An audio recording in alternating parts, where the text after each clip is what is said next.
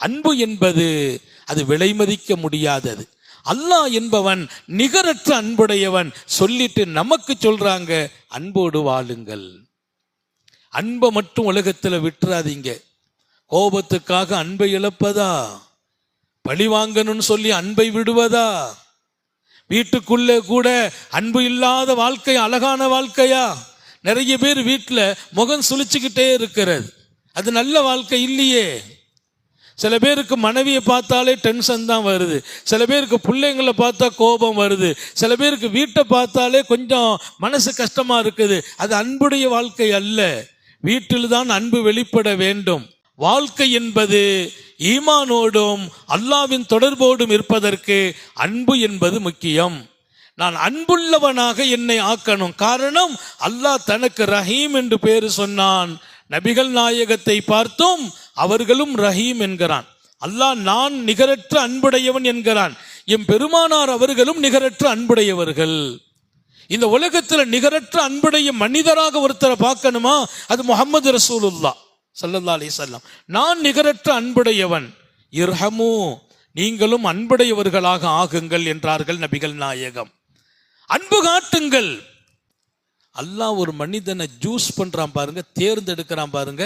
அந்த மனுஷன் இருந்து அன்பு எப்போதாவது யார் மீதாவது வெளிப்பட்டு அவன் அன்பை கொடுத்துட்டான்னா அல்லாஹ் அவனை தூக்கிடுவானா, அவனை உயர்த்திடுறான். மனிதனிடத்திலே அன்பு வெளிவாகிற போது அல்லாஹ்வால் அவன் தேர்ந்தெடுக்கப்படுகிற இடம். எப்ப மனுஷன் அல்லாஹ் தேர்ந்தெடுக்கிறான்? அன்பு காட்டுற போது தேர்ந்தெடுக்கிறான். ஹதீஸ்ல புகாரில் ஒரு அழகான ஹதீஸ் படித்தேன். ஒரு விபச்சார பெண்மணியை பற்றி படித்தேன். விபச்சார பெண்மணி, ஊர்ல கெட்ட பேரு, சமூகத்தில் கெட்ட பேரு, புள்ள தப்பு. அந்த பெண்மணி ரொம்ப தாகத்தால தத்தளிக்கிறாள். தண்ணி கிடைக்கல. அல்லாஹ் மனுஷனை சோதிச்சும் சில பேரை தேர்ந்தெடுப்பான், சில பேரை சோதிச்சும் தேர்ந்தெடுப்பான். சோதிச்சு அதுக்கு பின்னால் அவங்கள தேர்ந்தெடுத்துருவான். ஆனா அந்த சோதனையில கொஞ்சம் நம்ம தாக்கு பிடிக்கணும். அந்த அம்மா விபச்சார பெண்மணி, ரொம்ப கெட்ட பெண்மணி. ஊர்ல யாரும் அந்த அம்மாவை நல்ல பெண்ணே சொல்ல மாட்டாங்க. அந்த அம்மாவுக்கு கடும் தாகம், தாகத்துல துடிக்குது. மனுஷன் எதை பசிய கூட தாங்க முடியும், தாகத்தை தாங்க முடியாது. தாகத்துல துடிக்குது. அங்க இங்க ஓடி வருது. அங்க வந்த வழியில ஒரு கிணற பார்த்துட்டு, கிணற பார்த்த உடனே அந்த அம்மாவுக்கு ஒரு வகையான சந்தோஷம். தண்ணி கிடைச்சு போச்சு. ஆனா கிணறுக்குள்ள எட்டி பார்த்தா கிணறு ஆழமா இருக்கு. தண்ணி குடிக்கணும்னா வாளி இல்லை. என்ன செய்யறது? தாகத்தை தணிக்கணுமே. கிணத்துக்குள்ள இறங்கி அந்த அம்மா தண்ணியை குடிச்சிட்டு, கிணத்துக்குள்ள இறங்கி தண்ணியை குடிச்சிட்டு மேலே ஏறுது. ஏறி வந்தா மேல அங்கன ஒரு நாய் நின்று நாக்க நீட்டி கிணத்துக்கிட்ட அந்த ஈர மண்ணுகளை தன் நாவால் தடவி கொண்டு இருக்குது. அந்த அம்மா மனசுல ஒரு இரக்கம், அன்பு வருது. அல்லாஹ் பாருங்க, ஒருத்தங்களை உயர்த்த நினைக்கும் போது எப்படியெல்லாம் சூழ்நிலை உண்டாக்குறான். அந்த பெண்ணை பற்றி, அந்த பெண் விபச்சார பெண்மணி என்றே பதிவாகுது. இன்னொரு ஹதீஸ் வருது, கேவலமான ஒரு மனிதன் என்ற ஆணை குறித்து வருகிறது. ஆனா இங்கே விபச்சார பெண்ணை குறித்து வருது. ஆனா அந்த அம்மாவை அல்லாஹ் ஒரு வகையான நிலைக்கு கொண்டு வர பார்க்கறான். என்ன பண்றான்? அந்த அம்மா மனசுல ஒரு அன்பை போடுறான் அந்த நாய் மேல. ஆஹா, நாய் தாகத்துல துடிக்குதே. நமக்கு தாகம் வந்துச்சு, ஓடி போனோம், தேடணும், கிணறு வந்துச்சு, உள்ள குதிச்சு எடுத்துட்டோமே, இது உள்ள குதிக்க முடியாது. உடனே கீழே இறங்கி தன்னுடைய காலுடைய மோஜாவில சூல தண்ணிய அள்ளி பல்லால கடிச்சு மேல வந்து அந்த நாய் வாயை பிளந்து அந்த தண்ணியை கொடுத்துச்சு.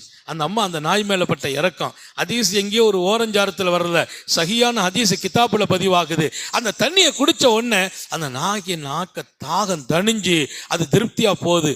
அல்லாஹ் அப்போது அன்னைக்கு வாழ்ந்த நபிக்கு எல்லாம் வஹி அறிவிக்கிறான்.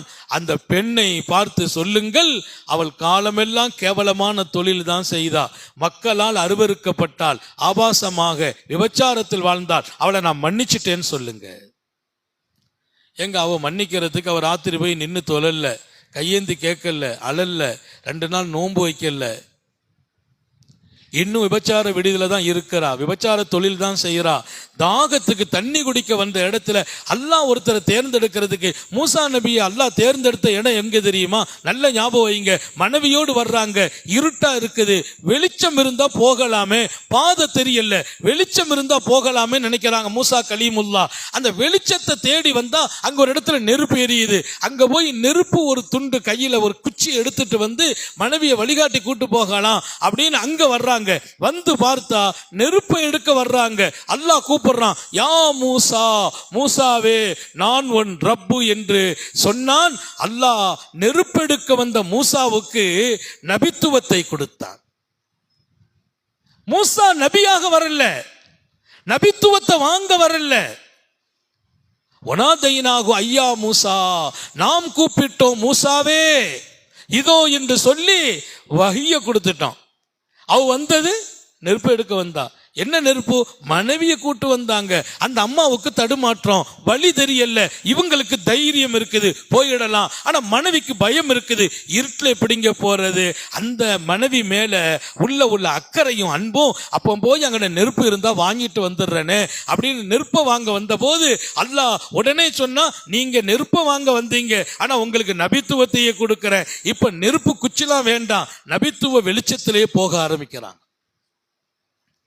அல்லாஹ் ஒருத்தங்களை தேர்ந்தெடுக்கிறதுக்கு பள்ளிவாசல் தான் முக்கியம் இல்லை, இபாதத்தில் வச்சு தேர்ந்தெடுக்கணும் இல்லை. அல்லாஹ் நினைச்சா அந்த விபச்சார பெண்மணி நாய்க்கு ஒரு கிளாஸ் தண்ணியை கொடுத்த உடனே அல்லாஹ் நபியை கூப்பிட்டு சொன்னா, அந்த அம்மாவை நான் மன்னிச்சிட்டேன்னு சொல்லுங்க, அது ஓகே. எந்த இபாதத்தும் செய்யாம மன்னிப்பு கிடைச்சிட்டு அடுத்து அல்லாஹ் சொன்னானா, அந்த அம்மாவுக்கு நான் நன்றி சொன்னதாக சொல்லுங்கள். எங்க எல்லாரும் அல்லாஹ்வுக்கு தான் நன்றி சொல்லணும். நம்ம எல்லாம் யாருக்கு நன்றி? அல்லாஹ்வுக்கு நன்றி. அல்லாஹ் சொன்னான், அவளுக்கு நான் நன்றி சொன்னேன் என்று சொல்லுங்கள். ஏன்? என் உயிர் பிராணி ஒன்று தாகத்தால் துடித்த போது அல்லாஹ் நினைச்சா வானத்திலிருந்து ஒரு கிளாஸ் தண்ணியை கொடுத்துடலாம், அது மேட்ரு இல்லை. அல்லாஹ் நினைச்சா வானத்திலிருந்து ஒரு கிளாஸ் தண்ணி. அல்லாஹ்வுக்கு சக்தி உண்டு, அவன் நினைத்தால் நேரடியாக கொடுக்கலாம், அப்படி எல்லோருக்கும் செய்வதில்லை. இங்கே அந்த அம்மாவுக்கு அல்லாஹ் சொன்னா நன்றியை சொல்லுங்கிறான். அல்லாஹ் நினைச்சா அந்த நாய்க்கு தண்ணி கொடுக்கிறது அல்லாஹ்வுக்கு பெரிய மேட்ரா? அல்லாஹ்வுடைய நோக்கம் மனுஷன் அன்பாளனாக மாற வேண்டும். உனக்குள்ள அன்பு வரணும். தண்ணியை குடிச்சிட்டு வெளியில வந்தோம், நாய் நிக்குது, தாகத்துல துடிக்குது, அதை பத்தி எந்த அக்கறையும் இல்லாம போயிட்டோம்னா அங்க அல்லாஹ்வால் நாம் தேர்ந்தெடுக்கப்படுவதில்லை. உயிர்களுக்கெல்லாம் அன்பு காட்ட வேண்டும். அந்த அம்மா அந்த அன்பு காட்டிய போது அல்லாஹ் மன்னித்தான். பின்பு அல்லாஹ் மன்னிச்சுட்டான். என்ன தெரியுமா? விபச்சாரத்தின் மீதே வெறுப்பு வந்துடும். அந்த அம்மா தன் வாழ்க்கையை டோட்டலா விட்டுட்டாங்க. அந்த ஆபாச வாழ்க்கையை விட்டு வெளியில வந்துட்டாங்க, விபச்சார விடுதியை விட்டு வெளியில வந்துட்டாங்க, டோட்டல் வாழ்க்கை அழகாக்கிட்டாங்க. அதுக்கு மேலால் உலகம் பாராட்டும் இடத்திற்கு வர்றாங்க. ஏன்? அல்லாஹுவால் நன்றி சொல்லப்பட்ட பெண் இந்த உலகத்திலே அந்த அம்மா. அல்லாஹ் டைரக்டா நன்றி சொல்றான் அந்த அம்மாவுக்கு. நம்ம அல்லாஹ்வுக்கு நன்றி சொல்கிற வாழ்க்கை, அவன் நமக்கு நன்றி சொல்ற வாழ்க்கை எப்போது? நீங்கள் அன்புள்ள மனிதனாக மாறுங்கள். அதனால நம்ம வாழ்க்கையில அன்பு வெளிப்படணும். அல்லாஹ் நமக்கு அந்த நசீபை வழங்குவானாக.